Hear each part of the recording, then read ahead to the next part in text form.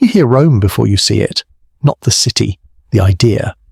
It arrives first as a rumour and then as a sound. Metal on metal, shields knocking, disciplined footsteps beating in unison like a single enormous heart. By the time the legion crest the hill above your village, the air already tastes of iron and ash. You're 14, carrying water, when the first scream cuts through the morning, sharp and wrong, and the bucket slips from your hands, spilling into the dirt that will soon be soaked with something far worse. The Romans do not come like raiders in the night. They come like daylight, unstoppable, inevitable, a machine of flesh and bronze that has rehearsed this moment 100 times in lands you have never heard of. You see them fan out, shields forming a wall, helmets gleaming, red cloaks snapping like flags of fate. Your father shouts your name once, just once, and then he is buried behind a wall of moving bodies and you never see his face again. The streets twist with chaos. Smoke, running figures, the crack of timber, the heavy, sickening thud of bodies hitting earth. You try to run, but someone catches your arm, not with tenderness, but with practiced force, and suddenly you are no longer a daughter, no longer a child. You are a piece of spoils, Praetor, and men who don't know your name will decide what you are worth. They round you up with others, herding you into the centre of the ruined town. The dead lie where they fell, a woman with her hands still outstretched, a boy whose eyes are open but see nothing, an old man on his knees as though still praying. Around you, the living are divided. Men here, women there, children in a separate knot. All under the cold appraisal of Roman officers. You feel their eyes pass over you the way a butcher might look at a row of animals, measuring muscle, age, potential. A scribe stands nearby with a wax tablet noting numbers, not names. You are stripped of your cloak and your shoes, ordered into line, your protest swallowed by a language you barely understand. A soldier grips your chin and tilts your face up, turning your head left and right as if examining a vessel for cracks. You're not asked who you are, who you were, what you dream of.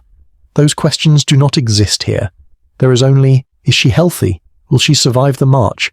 Will she fetch a good price?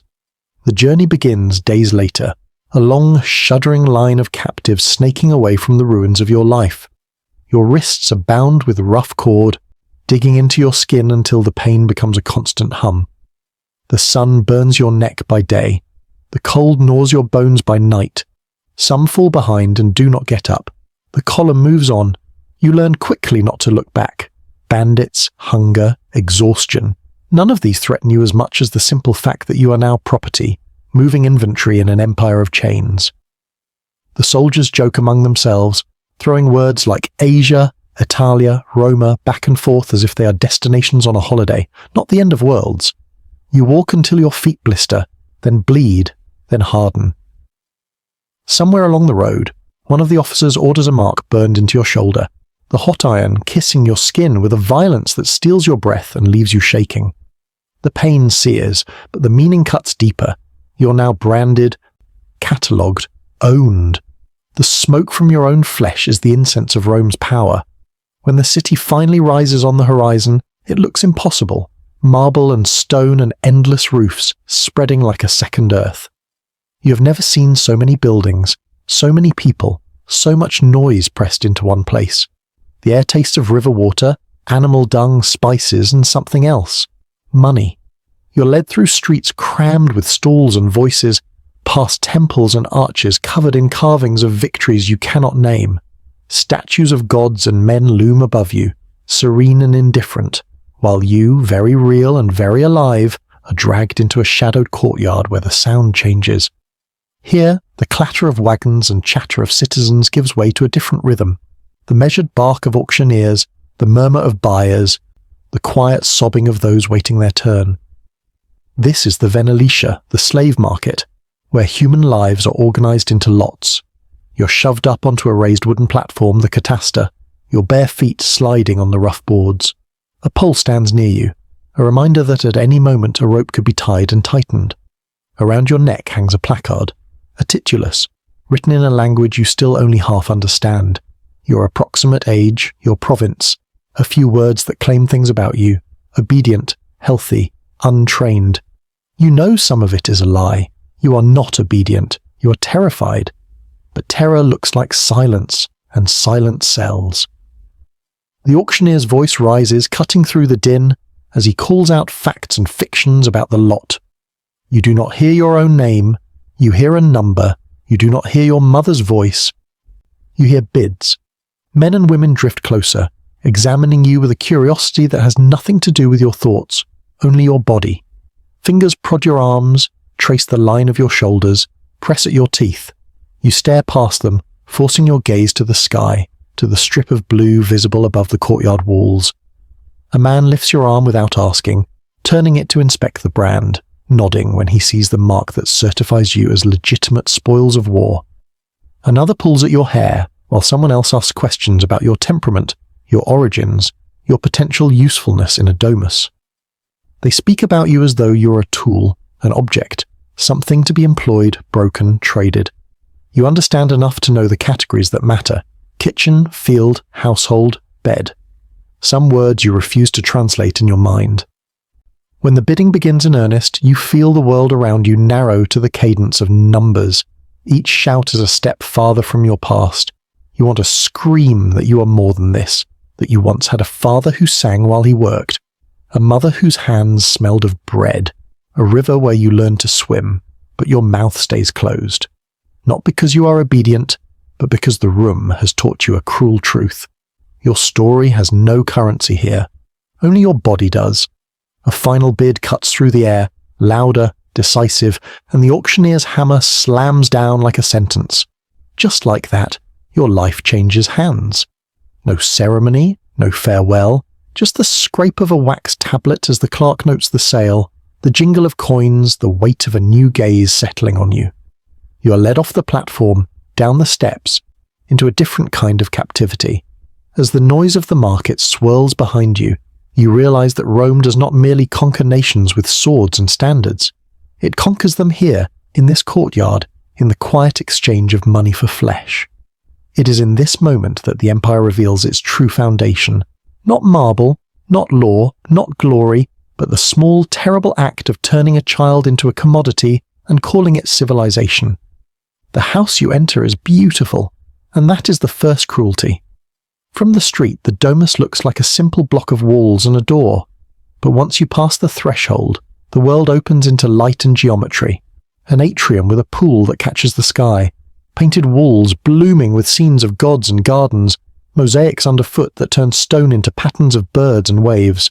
For a heartbeat, you forget you are a slave and simply stare, the sheer richness of it swallowing your breath.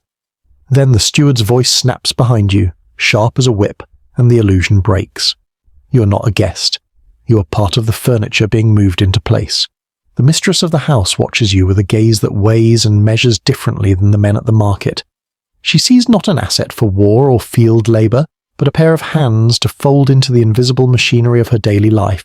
She asks a question in Latin, and when you hesitate, her mouth tightens. A servant translates brusquely. You will serve inside the house, as ancilla, a girl for tasks that are small individually and endless together. Your days begin before dawn and stretch long past the fading of the last lamp. You learn the rhythm of the house first by fear, then by repetition. Sweep the atrium before the family wakes so that the first thing they see is not dust, but the reflection of their own power in polished floors. Stoke the kitchen fires so the morning bread bakes on time. Fetch water from the cistern. Carry it balanced in heavy jars that seem to press your shoulders into the shape of submission. You fold garments that are softer and more finely woven than anything you have ever touched, yet they scrape your nerves raw with the knowledge that you will never wear them.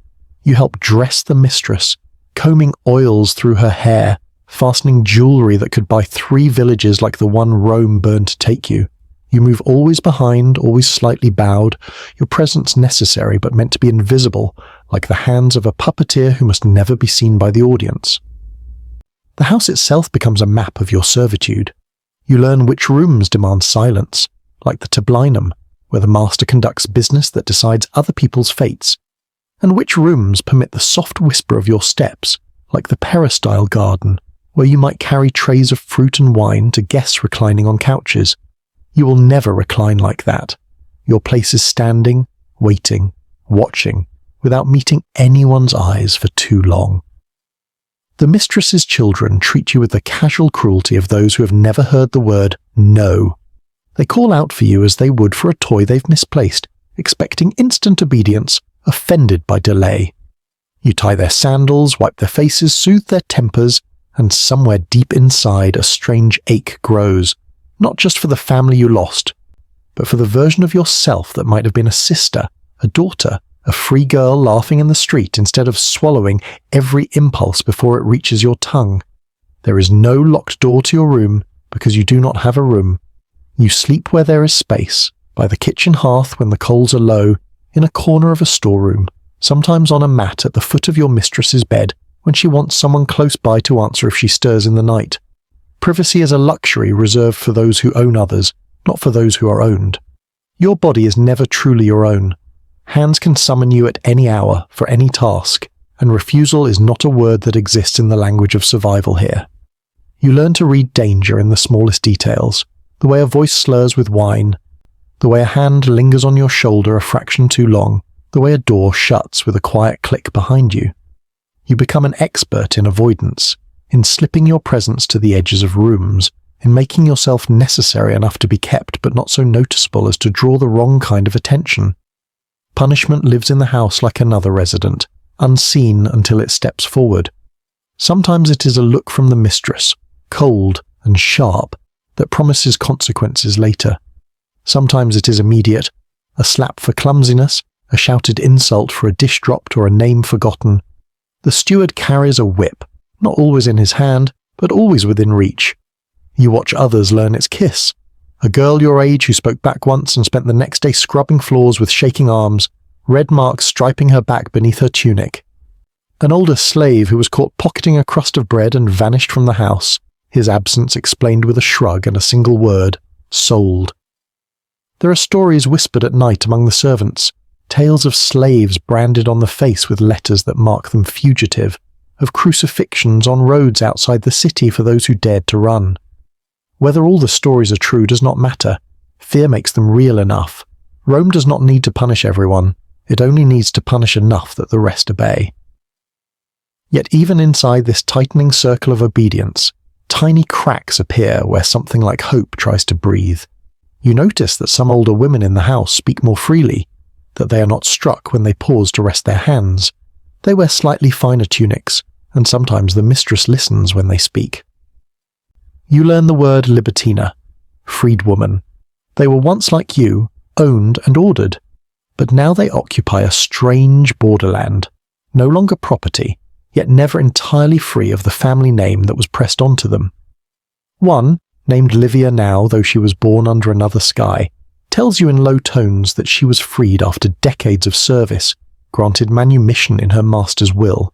She says it without triumph, more as a fact carved out of years of endurance. Freedom, she murmurs as she kneads dough, comes late, if it comes at all, and when it does, it still carries the imprint of the hand that once held you. You begin to understand that Rome's power does not live only in the spectacle of legions or the thunder of chariot wheels. It lives in the quiet choreography of houses like this, where every gesture reinforces who commands and who obeys.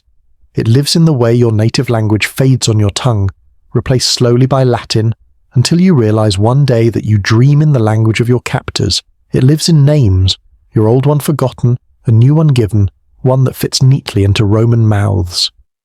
You catch a glimpse of yourself in a polished metal plate one afternoon and startle. The girl looking back at you wears her hair differently now, stands differently, listens for footsteps differently. You search her eyes for the village, the river, the faces you lost, and they seem farther away each day. And still, something inside you refuses to vanish completely. It lingers in stolen moments, in the way your fingers touch the sun-warmed column in the courtyard, and remember the rough bark of trees back home. In the way you hum half a melody under your breath while scrubbing clothes, a tune your mother used to sing, its words blurred, but its shape intact. The empire that took everything from you cannot hear these sounds, but you can. You cling to them as proof that beneath the layers of obedience, branding, training, and fear, there is still a you that Rome has not entirely claimed. At night, when the house is finally quiet and the master's voice is only an echo in your memory, you lie awake and wonder what the world would look like if all the stories of girls like you had been written down instead of buried in unmarked graves and unspoken sorrow. You think of the playwright whose words you once heard the steward quote with a bitter laugh. "Man is a wolf to man." The phrase curls around you like smoke. You know its truth in your bones. You've seen how an empire can dress its hunger in marble and lore and call it greatness, while its true diet is the lives of the small, the voiceless, the unseen. You close your eyes and make a vow that has no witness but the dark. That even if history forgets your name, you will not forget yourself.